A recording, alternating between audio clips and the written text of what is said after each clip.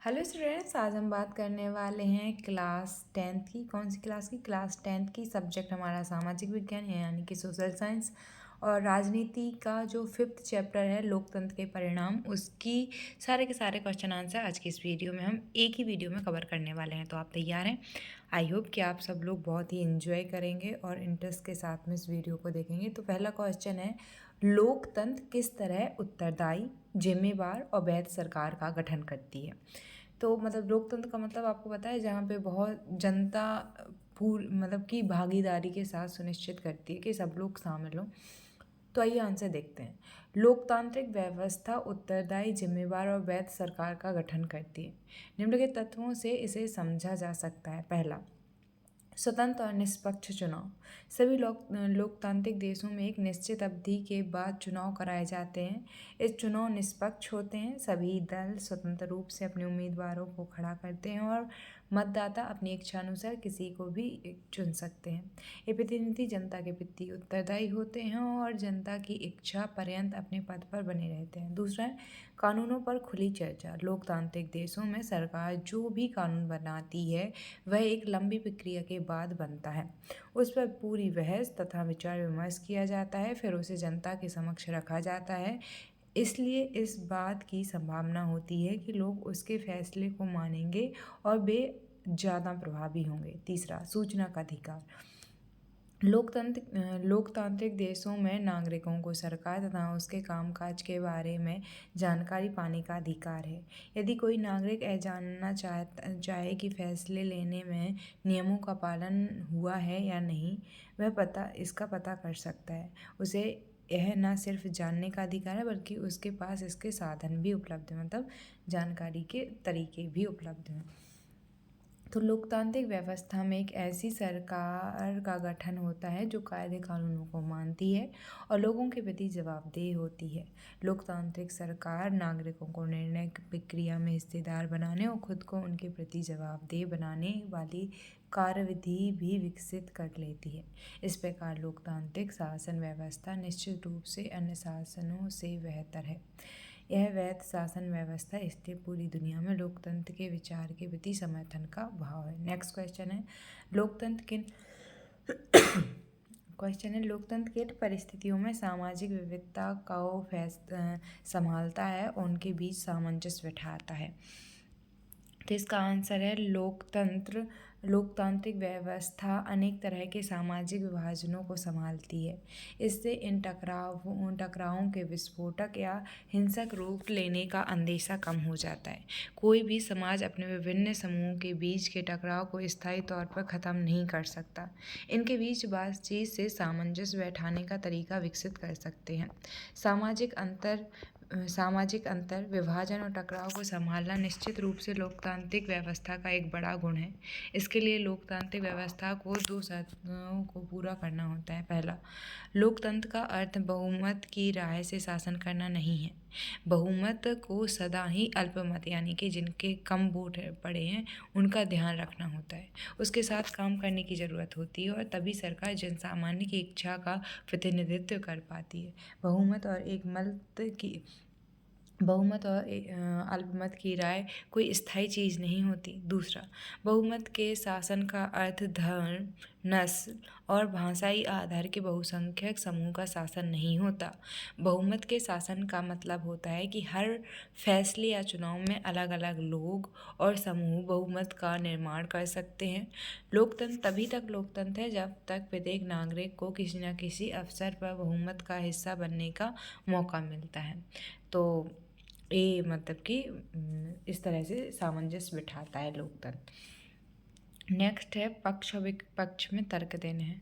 पहला है, औद्योगिक देशों की लोकतांत्रिक व्यवस्था का भार उठा सकते हैं। औद्योगिक देश ही लोकतांत्रिक व्यवस्था का भार उठा सकते हैं। गरीब देशों को आर्थिक विकास के लिए तानाशाही चाहिए, ये गलत है। पक्ष या विपक्ष में तर्क दें, तो ये तो गलत है। दूसरा है, लोकतंत्र अपने नागरिकों के बीच की समानता को कम नहीं कर सकता, ये भी गलत है। लोकतंत्र ही तो है जो असमानताओं को कम करेगा। तीसरा है, गरीब देशों की सरकारों को अपने ज़्यादा संसाधन गरीबी को कम करने, आहार, कपड़ा, स्वास्थ्य तथा शिक्षा लगाने की जगह उद्योगों और बुनियादी आर्थिक ढांचे पर खर्च करनी चाहिए। चौथा है नागरिकों के बीच आर्थिक समानता अमीरी और गरीबी दोनों तरह के लोकतांत्रिक देशों में है। पांचवा है लोकतंत्र में सभी को एक ही वोट का अधिकार है। इसका मतलब है कि लोकतंत्र में किसी तरह का प्रभुत्व या टकराव नहीं होता। चलिए सबके पक्ष में तर्क देते हैं। पहला, औद्योगिक देश ही लोकतांत्रिक व्यवस्था का भार उठा सकते हैं, पर गरीब देशों को आर्थिक विकास के लिए तानाशाही चाहिए। एक गलत कथन है, बिल्कुल सही कहा। गरीब देश आर्थिक विकास तानाशाही शासन में नहीं कर सकता, क्योंकि तानाशाही शासन में ना तो स्वतंत्रता होती है, न समानता, न राजनैतिक आर्थिक अधिकार। ऐसे में गरीब देश आर्थिक विकास नहीं कर सकते। दूसरा, लोकतंत्र अपने नागरिकों के बीच की असमानता को कम कर सकता है, क्योंकि लोकतंत्र में नागरिकों को राजनीतिक, सामाजिक तथा आर्थिक अधिकार प्राप्त होते हैं। इसके साथ ही लोकतंत्र समानता लाने के लिए कानून भी बना सकता है, जैसे भारत में बहुत से कानूनों के माध्यम से सामाजिक आर्थिक असमानता को कम करने की कोशिश की गई है। तीसरा, यह कथन सही नहीं है कि गरीब देशों को अपने संसाधन, उद्योगों और बुनियादी ढांचे पर खर्च करने चाहिए। गरीब देशों का लक्ष्य होना चाहिए कि पहले अपने देश के लोगों की आहार, कपड़ा, स्वास्थ्य और शिक्षा आदि बुनियादी आवश्यकताओं को पूरा करना। इसके बाद उद्योग और बुनियादी ढांचे पर खर्च करना चाहिए, क्योंकि यदि लोग गरीब हैं तो वे उस मजबूत औद्योगिक और बुनियादी ढांचे को संभाल नहीं पाएंगे, उसका सही उपयोग नहीं कर पाएंगे। चौथा जो पॉइंट था उसके विपक्ष में तर्क है कि नागरिकों के बीच आर्थिक समानता अमीर और गरीब दोनों तरह के लोकतांत्रिक देशों में है। ऐसा नहीं है। आर्थिक समानता अमीर और गरीब किसी देश में पूरी तरह से नहीं है। दोनों प्रकार के देशों में देश की कुल आय के कुछ लोगों के हाथ में है। अमीर और गरीब के बीच एक बड़ी खाई देखने को मिलती है। फ़र्क इतना है कि गरीब देशों में गरीबों की संख्या बहुत ज़्यादा है, जबकि अमीर देशों में यह संख्या कुछ कम है। नेक्स्ट है लोकतंत्र में सभी को एक ही वोट का अधिकार है, किंतु इसका यह मतलब नहीं कि किसी एक तरह का प्रभुत्व और टकराव नहीं होता है। सभी लोगों का एक ही वोट होता है, किंतु जो लोग आर्थिक रूप से समर्थ हैं वे राजनीति में प्रभुत्व रखते हैं तथा समाज के विभिन्न वर्गों के बीच टकराव की स्थिति बनी रहती है। नेक्स्ट क्वेश्चन है कि नीचे दिए गए ब्यौरों में लोकतंत्र की चुनौती की पहचान करें। स्थितियाँ किस तरह लोग नागरिकों के गरिमापूर्ण, सुरक्षित और शांतिपूर्ण जीवन के लिए चुनौती पेश करती हैं। लोकतंत्र को मजबूत बनाने के लिए नीतिगत संस्थागत उपाय भी सुझाइए। पहला है उच्च न्यायालय के निर्देश के बाद उड़ीसा में दलितों और गैर दलितों के प्रवेश के लिए अलग अलग दरवाजा रखने वाले एक मंदिर को एक ही दरवाजे से सबको प्रवेश की अनुमति देनी पड़ी। दूसरा, भारत के विभिन्न राज्यों में बड़ी संख्या में किसान आत्महत्या कर रहे हैं। तीसरा, जम्मू कश्मीर के गढ़वाहा में मुठभेड़ बताकर जम्मू कश्मीर पुलिस द्वारा 3 नागरिकों की हत्या करने के आरोप को देखते हुए इस घटना के जांच के आदेश दिए। अब देखते हैं इनके बारे में। तो पहली घटना में जातिवाद की चुनौती लोकतंत्र के समक्ष है। इसका कारण है समाज में रहने वाले कुछ लोगों को अपमान सहना पड़ता है। जिन जातियों को नीचा या अछूत या दलित कहा जाता है उन्हें जीवन की मूलभूत सुविधाओं से दूर रखा जाता है, जो लोकतंत्र के खिलाफ। ऐसे में लोकतंत्र को मजबूत करने के लिए कानून बनाकर उन्हें कठोरता से लागू करके जातिवाद की समस्या से निपटना होगा। दूसरी घटना में लोकतंत्र के सामने गरीबी प्रमुख चुनौती है। गरीबी के कारण किसान कर्ज में डूबता चला जाता है और जब वह कर्ज चुकाने की स्थिति में नहीं होता है तो वह आत्महत्या का रास्ता अपनाता है। लोकतंत्र को मजबूत बनाने के लिए सरकार को इन गरीब किसानों की मदद करनी होगी। उन्हें ऋण देने के लिए गाँवों में सरकारी बैंकों की स्थापना करनी होगी तथा कृषि के लिए आवश्यक चीज़ें कम कीमत पर उपलब्ध करानी होंगी।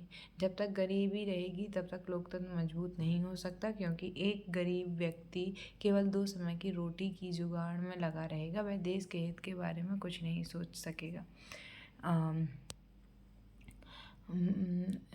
तब तक लोकतंत्र में जो है, हाँ ये तो अपने देखा। नेक्स्ट है, तीसरी घटना में सरकारी विभाग में फैला भ्रष्टाचार लोकतंत्र के सम्मुख एक चुनौती है। लोकतांत्रिक देश में विभिन्न स्तरों पर भ्रष्टाचार का बोलबाला है, जिसे सत्ता में आए व्यक्ति अपनी सत्ता का प्रयोग अपने निजी हित के लिए करने लगते हैं। इससे नागरिकों का जीवन संपत्ति के संकट में पड़ जाता है। वे सरकारी अधिकारी जिनका काम नागरिकों की सेवा करना है, वही लोग नागरिकों के शत्रु बन जाते हैं। ऐसे में लोकतंत्र की नींव हिल जाती है। लोकतंत्र को मजबूत बनाने के लिए हर स्तर से भ्रष्टाचार को मिटाना होगा। इसके लिए कानून बनाने होंगे, उन्हें सख्ती से लागू करना होगा तथा सरकारी पदों पर नियुक्ति के समय निष्पक्षता से काम लेना होगा, जिससे सही व्यक्ति महत्वपूर्ण पद प्राप्त कर सके। नेक्स्ट क्वेश्चन पूछा जाए कि लोकतांत्रिक व्यवस्था के संदर्भ में इनमें से कौन सा विचार सही है। लोकतांत्रिक व्यवस्था ने सफलतापूर्वक पहला मतलब कि सही को चुनना है। पहला है लोगों के बीच टकराव को समाप्त कर दिया है। लोकतांत्रिक व्यवस्था ने सफलतापूर्वक लोगों के बीच टकराव को समाप्त कर दिया है, तो यही सही है पहला वाला। नेक्स्ट है लोकतंत्र के मूल्यांकन के लिहाज से इनमें से कोई एक चीज़ लोकतांत्रिक व्यवस्थाओं के अनुरूप नहीं है, उसे चुनना है।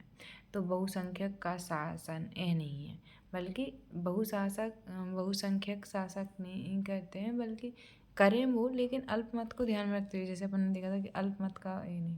नेक्स्ट है लोकतांत्रिक व्यवस्था के राजनीतिक और सामाजिक असमानताओं के बारे में किए गए अध्ययन बताते हैं कि आंसर है लोकतांत्रिक व्यवस्था में असमानताएं बनी रहती हैं। लोकतांत्रिक व्यवस्था में असमानताएं बनी रहती हैं, तो ये दूसरा वाला सही हो जाएगा। नेक्स्ट क्वेश्चन है नीचे दिए गए अनुच्छेद को पढ़िए। चलिए पढ़ते हैं। नन्नू एक दिहाड़ी मजदूर है। वह पूर्वी दिल्ली की एक झुग्गी बस्ती बेलकप मजदूर कॉलोनी में रहता है। उसका राशन कार्ड गुम गया है और जनवरी 2006 में उसने डुप्लीकेट राशन कार्ड बनाने के लिए अर्जी दी। अगले 3 महीने तक उसने राशन विभाग के दफ्तर के कई चक्कर लगाए, लेकिन जहां तैनात किरानी और अधिकारी उसका काम करने या उसके अर्जी की स्थिति बताने की कौन कहे उसके देखने तक के लिए तैयार न थे। आखिरकार उसने सूचना के अधिकार का उपयोग करते हुए अपनी अर्जी की दैनिक प्रगति का ब्यौरा देने का आवेदन किया। इसके साथ ही उसने इस अर्जी पर काम करने वाले अधिकारियों के नाम और काम न करने की सूरत में उनके खिलाफ होने वाली कार्रवाई का ब्यौरा भी मांगा। सूचना के अधिकार वाला आवेदन देने के हफ्ते भर के अंदर खाद्य विभाग को एक इंस्पेक्टर उसके घर आया और उसने नन्नू को बताया कि तुम्हारा राशन कार्ड तैयार है और तुम दफ्तर आकर उसे ले जा सकते हो। अगले दिन जब नन्नू राशन कार्ड लेने गया तो उस इलाके के खाद्य और आपूर्ति विभाग के सबसे बड़े अधिकारी ने गर्मजोशी से उसका स्वागत किया। इस अधिकारी ने उसे चाय की पेशकश की और कहा कि जब आपका काम हो गया अब आपका काम हो गया, इसलिए सूचना के अधिकार वाला आवेदन वापस ले लें। नन्नू का उदाहरण क्या बताता है? नन्नू के इस आवेदन का अधिकारी पर क्या असर हुआ? अपने पिताजी से पूछे कि अपनी समस्याओं के लिए सरकारी कर्मचारियों के पास जाने का उनका अनुभव कैसा है। अब इसका आंसर है नन्नू का उदाहरण बताते हुए हर नागरिक को अपने अधिकार का उचित प्रयोग करना चाहिए। सूचना नागरिकों को दिया गया एक महत्वपूर्ण अधिकार है, जिसका प्रयोग करके नन्नू जैसे छोटे से छोटे व्यक्ति भी न्याय पा सकते हैं। जब सभी नागरिक अपने अधिकारों के प्रति जागरूक रहेंगे तो उनका समय पर उपयोग करेंगे, तभी लोकतांत्रिक व्यवस्था ठीक से काम करेगी। अगला है नन्नू के आवेदन का अधिकारियों पर गहरा असर हुआ और वे एकदम हरकत में आ गए। उन्होंने एक हफ्ते में ही उसका नया राशन कार्ड बना दिया। जिस राशन कार्ड के लिए नन्नू की कोई सुनवाई नहीं थी, उसी दफ्तर में बड़े अधिकारी उससे मिले तथा पूरा सम्मान दिया और उससे आवेदन वापस लेने का आवेदन किया। अब विद्यार्थी अपने माता पिता से पूछें कि अपनी समस्याओं के लिए सरकारी कर्मचारियों के पास उनका अनुभव कैसा रहा। इस विषय में आप अपना विवरण स्वयं लिखें। तो ये इस तरह से हमारी पॉलिटिकल साइंस के पूरे क्वेश्चन आंसर कवर हो जाते हैं। और आप बस साइंस को और देखेंगे तो हमने साइंस के कर लिए और सोशल साइंस के भी सारे सब्जेक्ट्स के हो गए। Maths, Hindi, English and IIT और संस्कृत बचा है, जिसको अपन नेक्स्ट वीडियो में कर लेंगे। थैंक यू सो मच, मिलते हैं एक नेक्स्ट वीडियो में।